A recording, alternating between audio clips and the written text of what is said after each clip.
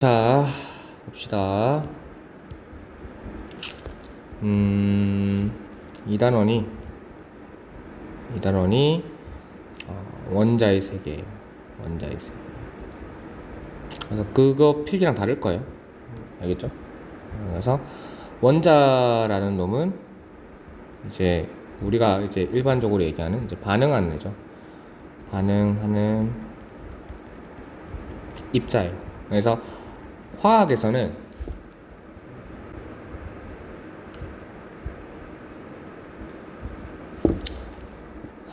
제일 중요합니다. 화학에서는 최소 범위가 원자이기 때문에 화학에서는 제일 중요해요. 반응하는 입자는. 그래서 원자의 구조는 중학교 때 해왔으니까 쉽죠. 여기 원자 핵이 있고 여기 이렇게 궤도가 있어요. 궤도인데 이 궤도를 우리가 뭐라고 하냐면 에너지 준이라고 합니다. 준이라고 하는데 왜 에너지 준이라고 하냐면 이제 어쨌든 움직이는 놈은 우리가 알죠. 움직임을 가지는 애가 누구예요? 전자죠. 맞죠? 그러면 움직임을 가지기 위해서는 전자가 뭘 가져야 됩니까? 특정 어떤 에너지 값을 가져야 돼요. 특정 에너지 값을. 맞죠? 근데 이 특정 에너지 값을 얘기하는 게 에너지 준이라는 거예요. 그렇죠? 그래서 이게 누가 가지고 있는 거냐면 결국 전자가 가지고 있는 어떤 에너지 값을 얘기를 한다고 생각을 하시면 편해요. 그럼 여기서 전자라는 놈은 움직여야 되니까 조금 움직인다는 건 자유로울수록 좋은 거죠. 근데 원자핵과 가까울수록 어떻습니까? 원자핵과 가깝대요. 클로즈 돼 있다고 하면 어떻게 돼요? 인력이 세지는 개념이죠. 맞죠? 원자핵 끌어당기는 인력이 세질 거니까 어떻게 됩니까? 전자가 일단은 자유롭지는 좀 못하겠죠. 맞죠? 그래서 이렇게 되면 에너지 준위가 어떻게 되는 거예요? 특정 에너지 값을 에너지 준위라고 하는데 이 에너지 준위가 낮아지는 결과를 얻게 되는 겁니다. 알겠죠? 그래서 이렇게 돼 있는 걸 아시면 되고 궤도를 주위로 이렇게 전자가 일렉트론이라고 표현되는 전자가 이렇게 돌고 있는 거예요. 그랬을 때 이 핵을 구성하는 애는 당연히 이제 뭐 양성자와 이제 중성자의 조합으로 되어 있고 통합과학 때 배웠지만 이 양성자 중성자는 3개의 쿼크 조합으로 되어 있죠. 근데 쿼크까지는 알 필요 없고 여기까지만 아시면 되는데 양성자라는 놈은 전하량이 플러스 1을 가집니다. 맞죠? 중성자라는 놈은 전하량을 0을 가지죠. 이 전자라는 놈은 전하량을 얼마나 가지죠? 얼마 가져요? 마이너스 1을 이렇게 가지고 있는 거죠. 맞죠? 이랬을 때 결국에는 원자는 또 안정적인 입자인데 원자는 놈은 전기적 안정성을 가집니다. 전기적 안정성, 즉 전기적 중성을 가진다는 거죠. 그래서 양성자 수와 원자의 전자수를 갖게 되는 이러한 메커니즘이 생겨나는 겁니다. 됐죠? 그랬을 때 이 정도 필기가 되어 있기 때문에 이 정도 알면 되고, 그래서 그리고 반응한 입자가 원자라고 했는데 이 반응한 입자가 각각의 특성을 가지죠. 입자마다 비슷한 특징을 가지고 있는 어떠한 주기라는 것이 반복이 돼요. 그래서 우리가 주기율표라고 하는데, 그럼 얘는 누구 때문에 일어나느냐? 원자과 전자라는 놈 때문에 일어납니다. 원자과 전자. 그럼 원자과 전자라는 거를 좀 얘기를 해볼게요. 원자과 전자라는 걸 얘기를 해보면, 원자과 전자라는 거는 이제 그 체외각 전자 껍질이 있는데, 체외각 전자 껍질에 잠시만요.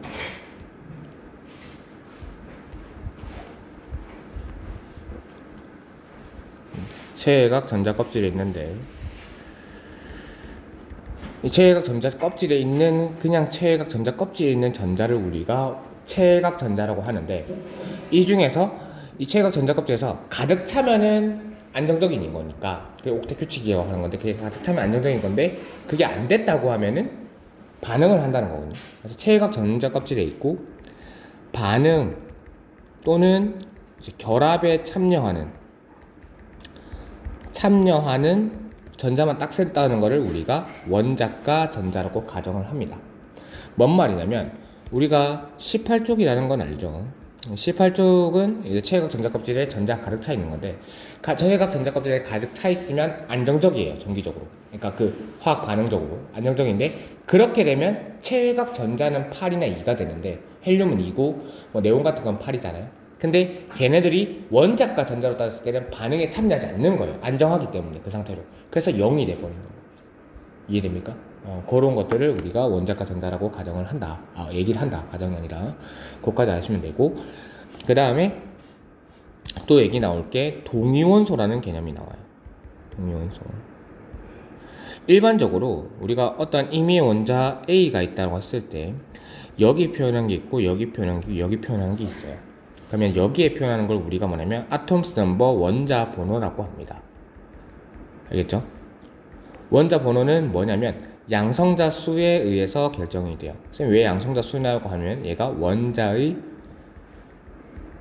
전자수랑 같기 때문에 전자가 결국 성질을 결정해 주다 보니까 왜냐면 여기서 이 주기가 원자가 전자에서 결정된다잖아요. 그래서 얘가 원자 번호가 된다. 알아두시면 되고, 여기 B라고 되는 게 질량수, 우리가 얘기하는 질량수, 어떤 화학 식량이죠. 똑같은 말이 화학 식량이에요. 화학 식량. 이 원자니까 원자량이 되겠죠. 화학 식량인데 얘 같은 경우에는 양성자수 더하기 중성자수가 됩니다. 그리고 얘가 이제 이온의 전하량이 되는 거예요.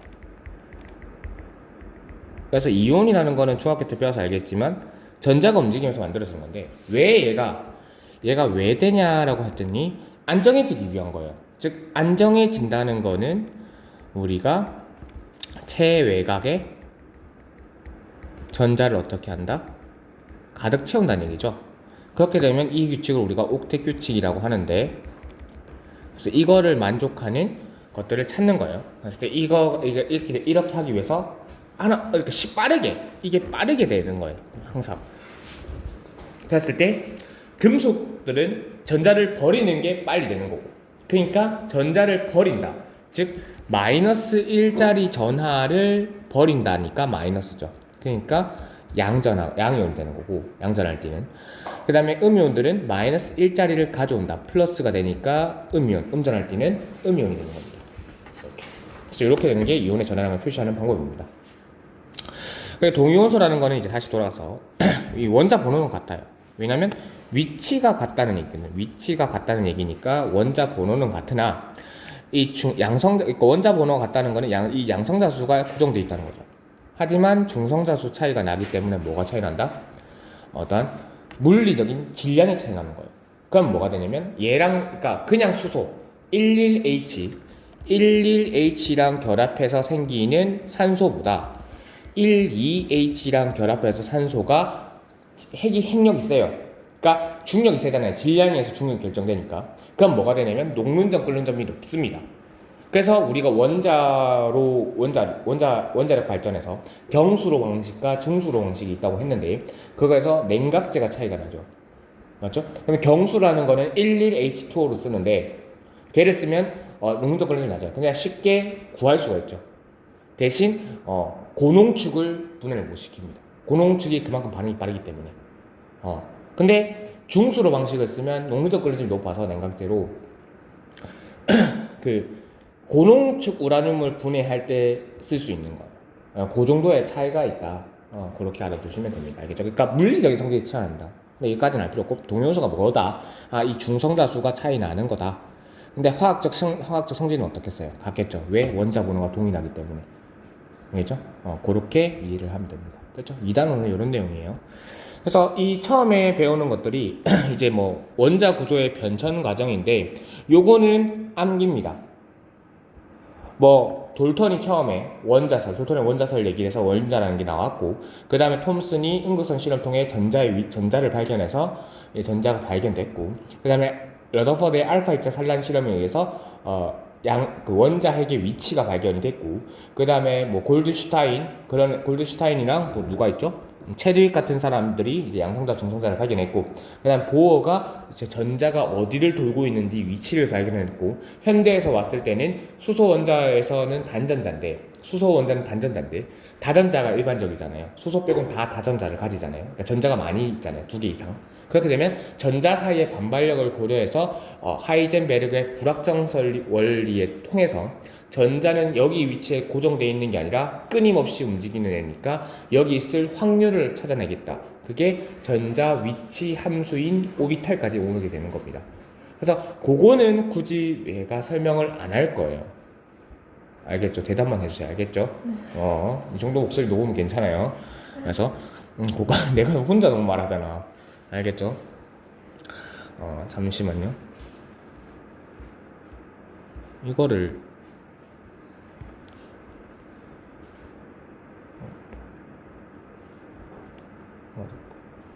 자, 알겠죠? 자, 그래서 요거는 설명 안 하고 넘어갈게요. 그 다음에 나오는 게 봅시다. 보호인데요. 보호의 원자 모형을 알아야 돼요. 보호라는 사람이 이제 아까 그냥 말로 설명했지만 이제 그 전자의 위치를 발견하는 사람입니다. 위치. 즉 뭐냐면 전자란 걸 발견해낸 사람은 톰슨이에요. 톰슨의 응극성 실험인데 전자가 어디 돌고 있느냐를 발견한 사람은 보호입니다. 그럼 얘는 무엇을 통해서 발견했느냐 이렇게 되면 수소선 스펙트럼이죠. 트럼을 통해서 발견했어요. 그럼 스펙트럼이라는 게 뭐냐면 그 빛의 띠예요. 빛의 띠. 이 스펙트럼인 게 빛의 띠인데 빛에 대해서 좀 설명을 할 필요가 있어요. 물리학적으로. 빛이라는 거는 연속적입니까? 불연속적입니까? 너는 모를 거니까 그냥 물어봐요. 연속적이에요? 불연속적이에요? 대답해봐요. 연속적. 네, 그러면 틀린 거예요. 빛이라는 거는 에너지예요. 에너지가 흐르는 이제 복사로 통해서 흐르는 힘인데 이 에너지가 연속적이지 않습니다. 그러니까 연속적이란 말이 뭐냐면 내가 A라는 에너지를 가지고 있는데 얘가 갑자기 그냥 갑자기 B가 되고 C가 되고 이렇게 바뀌어 간다는 거예요. 자기가 자발적으로 베리에이션을 줄 수 있느냐, 그러니까 바뀔 수 있느냐 이런 뜻인데 얘는 그렇지 않다는 거예요. 왜? 에너지는 내가 하고 주면은 이 에너지가 딱 고정돼 있는 거죠. 쌤이 딱 에너지를 고정돼 있는 에너지를 쓰기 때문에 이 에너지가 나가는 거예요. 내가 에너지 작게 내면 목소리가 작아나는 것처럼 똑같은 건데 얘는 불연속적입니다. 불연속적. 그 불연속적이라는 게 뭔가요? 라고 하면 특정 값을 가진다는 얘기예요. 특정 값. 그래서 우리가 빛 에너지를 물리학 3단원에서 정의를 하는데 빛 에너지를 HF라고 정의를 합니다. 그때 이 H를 우리가 플랑크라는 물리학자의 이름을 따서 플랑크 상수라고 부르고요. 상수입니다. 그냥 값은 뭐 6.625 곱하기 10에 마이너스 34승 줄 세컨데 무시하셔야 됩니다. 그냥 상수니까. 상수예요. 그래서 이 F가 뭐냐면 진동수입니다. 그러니까 얼마나 진동하는, 그러니까 어쨌든 빛도 파동이기 때문에 얘가 얼만큼 진동하냐에 따라서 딱딱하게 값이 정해진다는 거예요. 그럼 우리가 말하는 이렇게 하얀 빛이 있어요. 하얀 빛이 있는데 여기에는 뭐냐면 이러한 여러 가지 빛들인데 뭐냐면 에너지가 다 다른 빛들의 모임인 거예요, 그냥. 그래서 이 각각 덩어리들을 우리가 포톤이라고 하는 광자라고 얘기하거든요. 그러니까 이러한 애들의 모임인 거예요, 그냥. 특정 값을 가진 에너지들의 모임이다. 그래서 그게 연속적이라고 표현하진 않는 거죠. 이해되나? 그래서 이게 있고요. 어쨌든 빛도 마찬가지로 파동이니까 파동의 속력을 얘기할 수 있는데 진공에서 빛의 속력은 C로 일정합니다. C라는 거는 3.0 곱하기 10의 5승 km per sec라는 속도예요. 1초에 30만 km를 가는데 어쨌든 빛도 속력이기 때문에 광속이라고 불리는 건데 얘도 속력이기 때문에 속도는 시간분의 거리잖아요. 그랬을 때 파동에서의 시간을 우리가 주기 t라고 하고요. 파동에서의 거리를 우리가 파장을 람다라고 합니다. 이랬을 때 얘는 주기분의 1을 우리가 F라고 표현할 수 있거든요. 주기분의 1. 옛날 파동에서 배웠죠. 중학교 때 배웠을 거예요. 모른 척 하지 마세요. 알겠죠? 왜 모르냐면 여러분들이 그렇게 공부를 안 해서 그렇습니다. 그때 제대로 안 배웠죠. 과학을. 중요한데. 진동수가 이렇게 두 개의 역수예요. 그래서 얘를 쓰면 이제 람다 F라는 식으로 표현할 수 있는 거죠. 파동의 속도를. 그러니까 얘가 광속이라고 했잖아요. 얘도 마찬가지로 람다 F라는 식으로 표현할 수 있는 거예요. 각각에. 그랬을 때 이 F 자리에 넣기 위해서 F는 람다분의 C가 되는데 이 람다는 바뀌는데 얘는 C도 광속 딱 정해져 있으니까 상수로 취급할 수 있는 거예요. 그렇죠? 그럼 얘를 이제 여기에 집어넣어주면 어떻게 되냐면 H 람다 C가 되고 얘는 다 상수죠. 맞죠? 그래서 뭐 이게 거의 뭐 값이 그냥 비슷하게 1240 뭐 전자볼트 람다 뭐 이렇게 되는데 뭘 보셔도 됩니다. 알겠죠? 여기서 중요한 건 이거예요. 빌에너지란 건 결국 이제 진동수 F에 비례하는 값을 가지고 빌에너지라는 건 파장 람다에 반비례하는 값을 가진다. 요게 중요한 거죠. 되나? 했을 때 이제 전자의 위치를 발견했는데 똑같습니다. 여기 핵이 있어요. 핵이 있고 이 주위에 이렇게 궤도가 있는 거예요. 아까 얘기했지만 궤도가 핵과 가까우면 가까울수록 N의 준위가 어떻다? 작다 크다? 작다죠. 맞죠? 그래서 여기 내가 이 각각을 얘기하는데 이 핵이 여기 있을 때 이 각각의 거를 우리가 주양자수로 표현합니다. 그러니까 이 궤도를 우리가 주양자수라는 걸 표현해요. 그러니까 전자껍질 옛날에 했던 전자껍질인데 주양자수라는 걸 표현해요. 지금 주양자수는 프린시펄이라고 해서 n이라고 표현합니다. 그래서 이게 첫 번째를 n은 1, n은 2, n은 3, n은 4라 하고 뭐 이걸 무한대까지 갈게요. n은 무한대. 그렇죠? 이렇게 되고 각각의 에너지 준위를 우리가 식이 있는데 무시하셔야 되고요. 그냥 이 식이 어떻게 되냐면 그냥 EN으로 표현되는데 주양자수마다 정해진다 해서 얘가 그냥 이런 식이에요. 마이너스 제도 적게요. 마이너스 n 제곱분의 k 값에 비례합니다. 전자볼트가 줄와트 이거 뭐 이런데 이렇게 비례합니다. 뭐 줄 퍼 뭐 이렇게 되겠죠. 여러분들이 배우는 거요. 그래서 이 주양자수의 제곱에 반비례하고 얘는 상수입니다. 상수 그냥.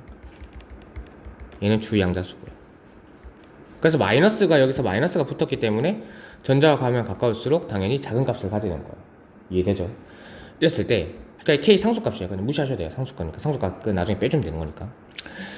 이랬을 때 그 전자가 이렇게 주양수가 이렇게 이 특정 궤도 이 궤도에서만 전자가 위치해요.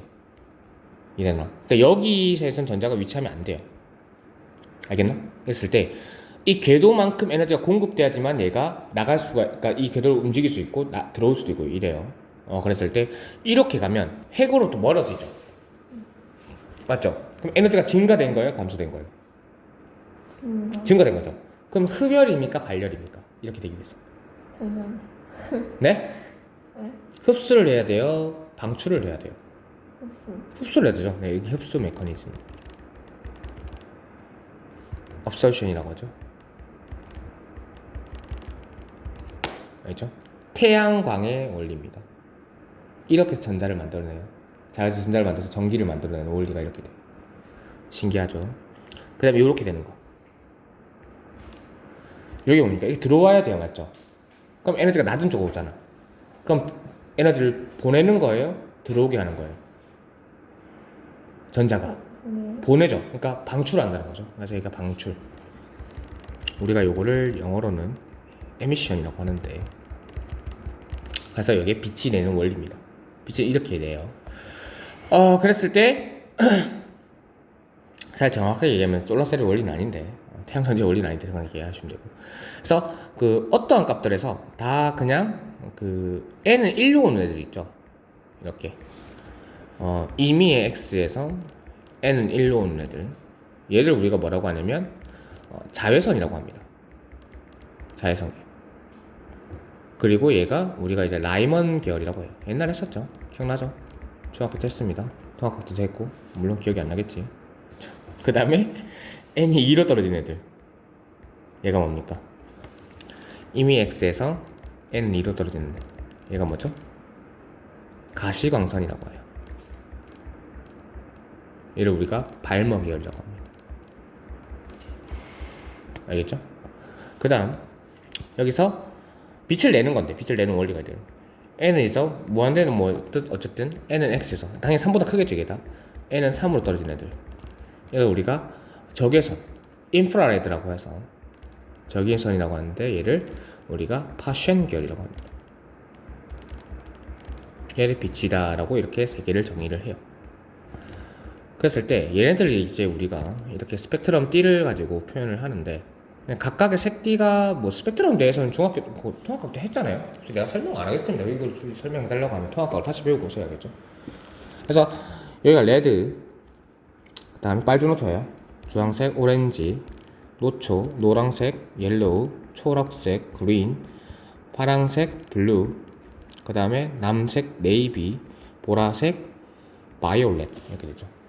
그래서 이쪽에 있는 빛, 요걸 우리가 울트라 바이올렛 UV라고 하고요. 그렇죠? 요거를 우리가 눈에 보이는 영역대다. 그래서 얘를 우리가 visible light, VR, VIL, 뭐 VL이라고 표현하기도 해요. visible light. 그 다음에 이쪽 레드 바깥쪽에 있다. 적외선이죠. 요거를 뭐라고 하냐면 우리가 인프라레드 IR이라고 합니다. 알죠? IR 뭐 영어는 외울 필요 없고 그냥 적외선인 걸 그냥 쉽게 표현하는 거 있으면 영어를 쓰는 걸 좋아해서 왜냐면 영어로 배워야 돼 원래. 그랬을 때 우리는 압니다.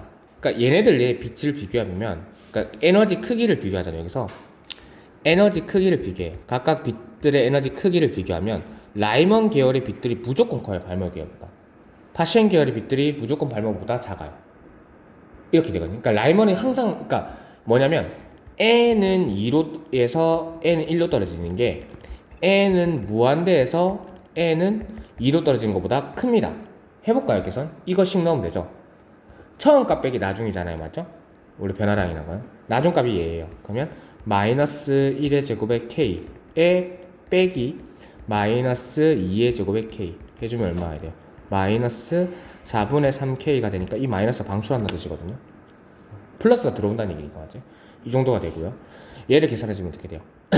나중 마이너스 4분의 k 맞죠? 그냥 2의 제곱이니까 마이너스 무한대분의 k니까 0이 되겠죠? 무한대 제곱의 0이니까 k니까 얘가 그냥 0이 되겠죠? 근사시키면 극한시키면 그럼 얘가 계산해주면 마이너스 4분의 k죠? 그럼 얘가 큰 값이잖아요. 크기가 이해되죠? 그러니까 얘가 무조건 큽니다. 라이먼 계열이. 알겠죠? 이렇게 되시면 되고. 그러면 1로 가면 갈수록 당연히 에너지가 크겠죠.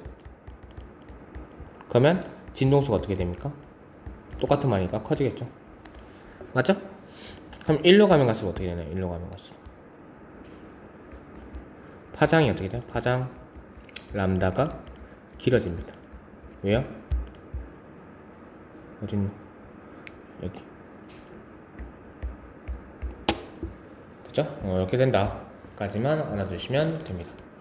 그럼 이게 보호에 대한 원자에 대한 설명이 끝이 난 거예요. 뭐 길긴 길었지만 필기 다 했죠? 그래서 그거 보시면 확실히 이해될 겁니다. 강의 보시면서 간단하게 할게요. 근데 여기서 수소 선택들은 맞는데 수소는 애들이 뭐냐면 단전자예요. 단전자. 즉 전자 사이의 힘이 존재하지 않아요. 맞죠? 그럼 전자 사이의 힘을 고려하지 않으니까 단순하겠죠. 그래서 얘는 그러니까 수소라는 애는 딱 주 양자수만 가지고 그러니까 특정 이제 에너지 궤도 이 주 양자수만 가지고 모든 게 다 표현이 가능한 거예요. 근데 단전자가 아닌 일반적인 다전자 원자들은 표현이 불가능한 거야. 이걸 가지고 이해되나? 왜요? 그러니까 단전자하고 다전자를 구분하시면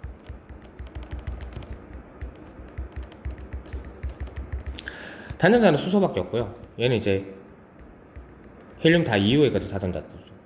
그럼 얘는 전자 사이의 어떤 반발력, 전자 사이는 마이너스니까 반발력이 생기겠죠? 얘를 고려할 필요가 없는데 얘는 전자 사이에 반발력이 있단 말이에요. 그러니까 전자가 움직이면서 끊임없이 반발하고 이러기 때문에 특정 위치를 정해줄 수가 없는 겁니다. 그래서 얘를 표현하기 위해서 나오는 게 오비탈이라는 개념이에요. 그러니까 전자는 계속 에너지를 가지고 있기 때문에 끊임없이 움직여요. 그럼 걔의 위치를 판별할 수 없고 걔의 운동량을 판별할 수 없다라는 게 이제 하이젠베르그의 불확정성 원리라는 거고요. 그거를 푼 게 슈레딩거의 웨이브 이퀘이션, 파동 방정식이 나오고, 그걸 풀어서 얘기를 한 게 플랑크 어떤 이제 식이 됩니다. 그래서 뭐 그런 게 됐는데 하여튼 우리가 그것까지 배울 건 아니고 얘를 이제 표현하게 하는 게 오비탈인데, 그래서 오비탈이라는 건 특정 위치를 가지킨 게 아니에요. 그냥 확률입니다. 확률. 여기 있을 확률이 얼마 될까를 계산해 놓는 거예요. 그래서 얘를 어떻게 표현하냐면, 결국 전자가 가지는 거는 뭐냐면 에너지예요. 에너지를 가지고 운동을 하는데, 이 운동이 뭘 하냐면 우리가 마치 태양계의 운동처럼, 지구가 태양 주위를 뭘 해요? 공전. 네? 공전. 네? 공전. 공전하죠. 그러니까 공전하는 거예요. 원자핵 주위를. 그럼 지구 자체는 운동 안 해요? 하죠. 그러니까 지구 자체의 운전하는 게 자전까지. 이 두 가지를 얘기할 수 있는 거예요. 에너지를 가지고 있을 때 이 두 가지를 얘기할 수 있는 게 오비탈입니다. 어디를 움직이는 거. 그러니까 태양계에서 이게 단순히 보면 태양이 있어요, 가운데. 원자핵 위치는 딱 알잖아. 근데 지구의 위치를 어디에 있다고 가정할 수 있어요? 아죠. 그냥 이 궤도에 어디쯤 돌고 있다라고 예측을 하는 거죠, 그냥. 사실은. 맞잖아요. 똑같은 얘기예요, 얘도. 이해됩니까? 그랬을 때 공전을 얘기할 수 있는 오비탈이, 그러니까 양자수라는 개념이 나와요. 양자수가 이걸 표현을 해주는데, 공전을 표현해주고 자전을 표현해주는데, 공전을 표현해주는 게 주양자수, 방위양자수라고 불리는 자기양자수, 방위양자수라고 불리는 부양자수. 방위양자수로 적을게요. 여기 학교에서 방위양자수. 학교는 어디까지 배웠어요, 지금? 자기양자수. 어디까지 배웠어요? 묻고 있는 거예요. 자, 여기까지 했어요. 그 다음에 자전을 의미하는 게 스핀 양자수예요. 그러니까 이걸 가지고 양자수라는 개념을 가지고, 양자라는 게 뭐냐면 에너지를 가지니까 우리가 양자라고 합니다. 퀀텀이라고 하죠. 근데 이 양자수를 가지고 우리가 에너지를 그러니까 운동 상태를 표현을 하는 거예요. 어떤 운동을 하고 있는지. 그래서 이러한 개념이 나오는데, 주양자수라는 거는 이 딱 거리, 내가 이만큼 거리 있을 거다라고 하는 어떤 에너지의 크기. 그러니까 왜냐면 에너지를 가지고 운동을 표현하기 때문에, 알겠죠?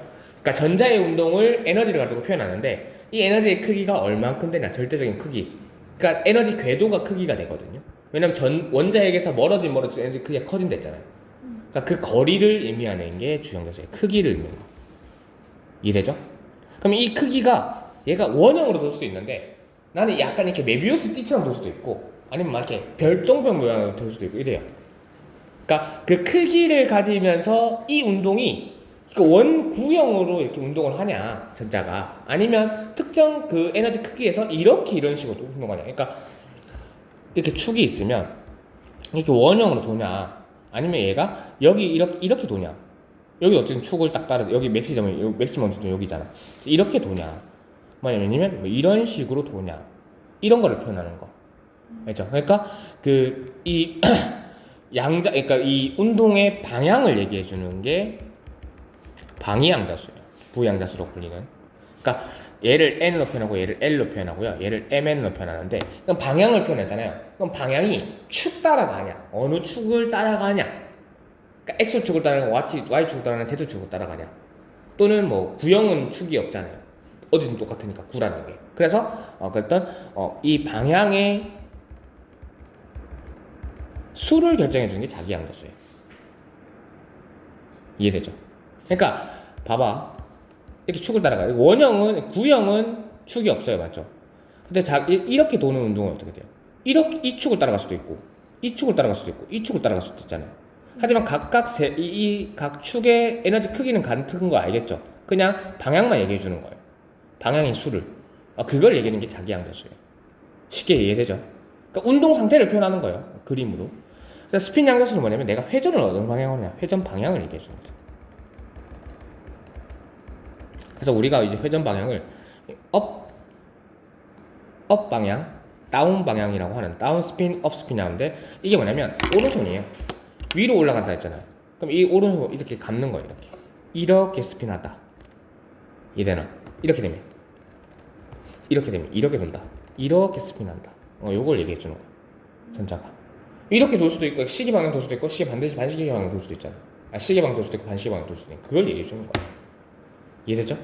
그러니까 양자수라는 게 어려운 개념인 거 아닌 거 알겠죠? 뭔 말이에요? 그러니까 전자가 에너지를 가지고 운동을 합니다. 이 생각을 해야 돼요.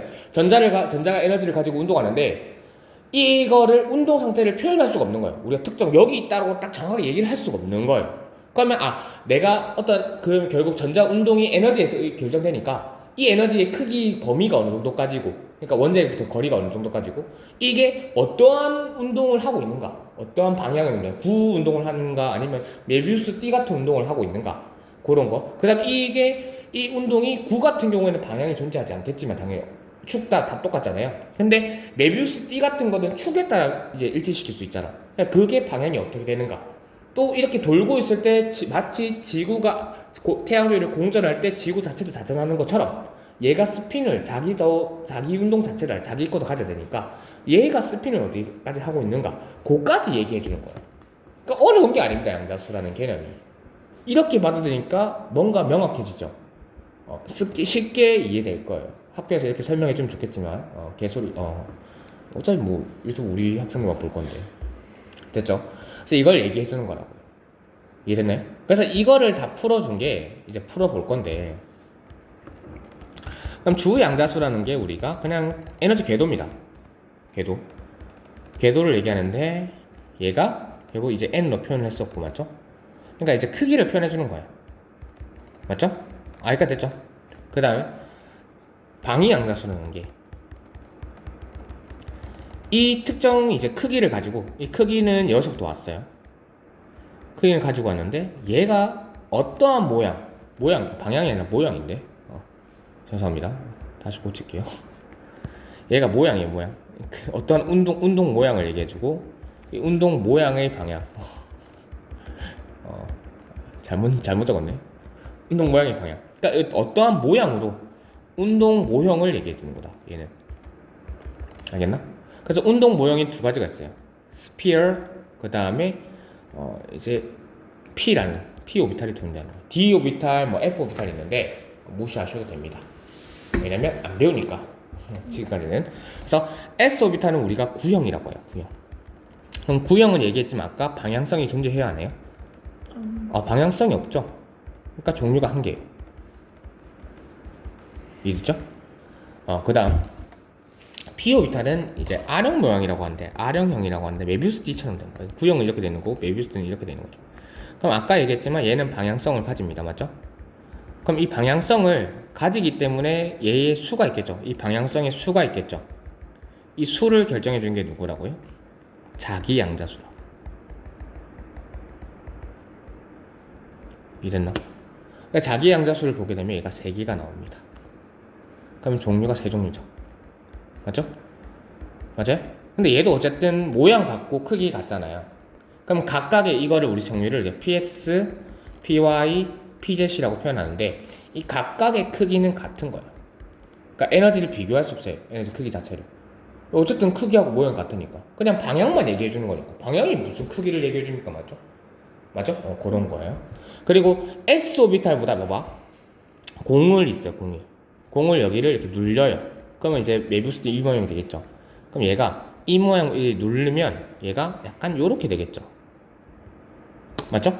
그러면 얘가 맥시멈 값이 여기였다가 중심에서 요 정도였다가 얘가 요 정도에서 요 정도로 증가됐죠. 맞아요? 그럼 크기가 약간 누가 더 큰 걸로 볼 수 있어요? S가 큰 걸로 보여요? P가 더 큰 걸로 보여요? P가 더 큰 걸로 보이죠? 멀어졌으니까. P가 에너지가 큽니다. 그거까지 이해되나? 이해되나? 어차피 원자핵부터 최대 거리까지 보는 거니까. 이해되죠? 그래서 그렇게 얘기하면 되고, 그 다음에 스핀 양자수가 나오는데, 스핀 양자수는 아까 봤듯이 우리가 그 이제 방향 얘기를 해요. 오케이. 그래서 요 3개를 얘기하는 게 이제 공전 방향이고, 이제 이거 숫자를 해서 이제 몇 개 있는지 존재하는 건 책에 필기할 때 나왔잖아요. 필기에 있을 거예요. 뭐 이게 시계 보면 n은 정해져 있고, 이거 n에 대해서 이 s 오비탈 가지냐, 그러니까 이 오비탈 n은 1일 때 이 오비탈이 어떤 s 오비탈 가지냐, s 오비탈까지만 가지냐, s, p를 둘 다 가지냐, 요걸 정해주는 게 식이 있는데, 굳이 나는 이거 안 쓰긴 하는데, 뭐 방향수는 0부터 L은 n-1까지 정수개수예요. 그래서 n이 1이면 어떻게 1 집으면 0, 0이잖아. 그래서 L은 0밖에 안 되죠. 그래서 0을 의미하는 게 s 오비탈이에요. L은 0. 알겠죠? 그 다음에 L은 n은 많이 2예요. 그 다음에 0부터 L이 n-1인데 여기에 2가 들어가면 1이 되죠. 0하고 1을 가지죠. 그럼 s 오비탈 가지고 p 오비탈까지 가지는 거예요. L은 1이 p 오비탈이에요. 의미하는 게 수학적으로. 이렇게 됐을 때, 그러니까 이거 정해주는 식이 이거예요. 이제 이해될 거예요. 그 다음에 이거를 얘기해주는 게 이제 마이너스 L에 ML에 L. 그래서 0, 0이면 한 종류. L이 0일 때 한 종류 나오는 거. L이 1일 때 마이너스 1부터 마이너스 1, 0, 1까지 가지겠죠. 세 종류. 이해되죠? 그렇게 봅니다. 됐죠? 그 다음에 요까지 해서 요거 이제 이 세 개가 공전을 의미했어요. 그래서 요 세 개까지 보는 게 파울리 베타의 원리. 주 양자수, 방위 양자수, 자기 양자수가 같은 전자는 두 개씩밖에 존재하지 않는다. 두 개밖에 존재하지 않는다. 그러니까 SP, 그러니까 N, L, ML이 같은 게 두 개 들어. 그러니까 요까지가 우리가 한 오비탈이라고 얘기를 해요.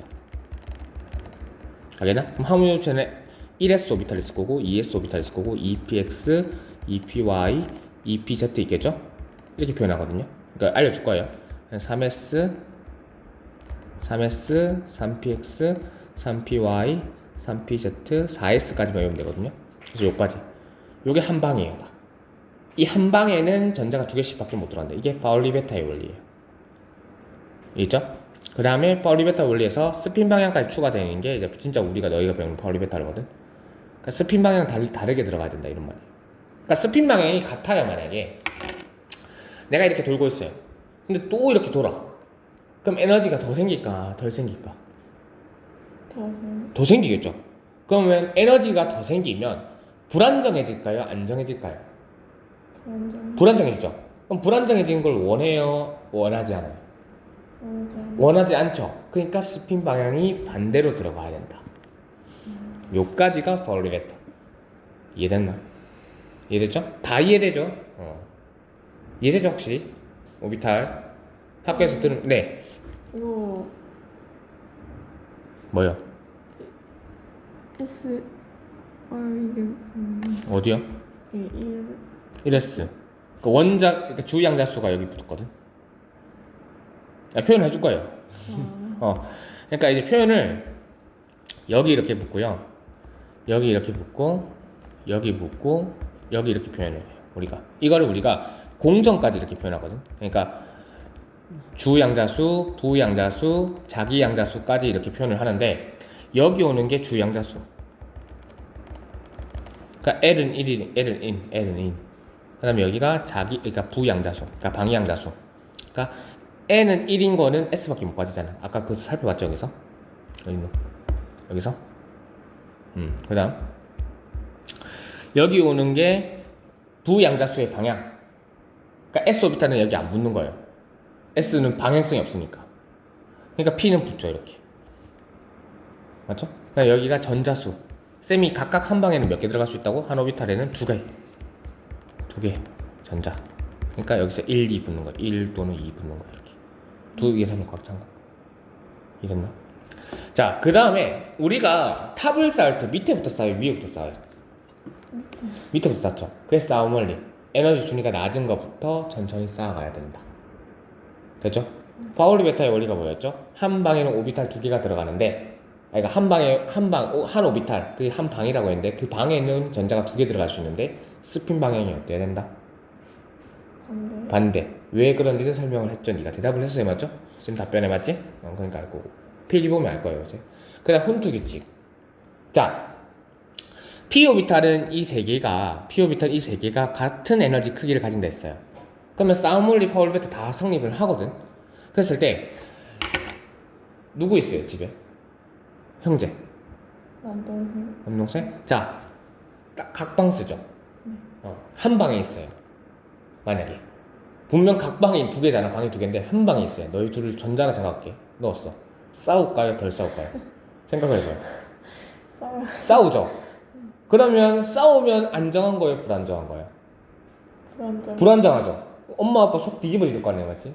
이놈의 가시나도 무심하도 맨날 싸우냐 이러면서 맞지? 그러니까 그거를 줄이기 위해서 홀 전자수가 최대한 많게 하고, 그러니까 우리가 생각해보면 리튬, 베릴륨, 붕소, 탄소, 질소, 산소, 플로린, 네온, 그러니까 2주기예요. 그러면 ES에 하나 채웠어요. 그 다음에 여기 ES에 2개 채우는 거예요. 1S까지 다 채우고 보는 거예요.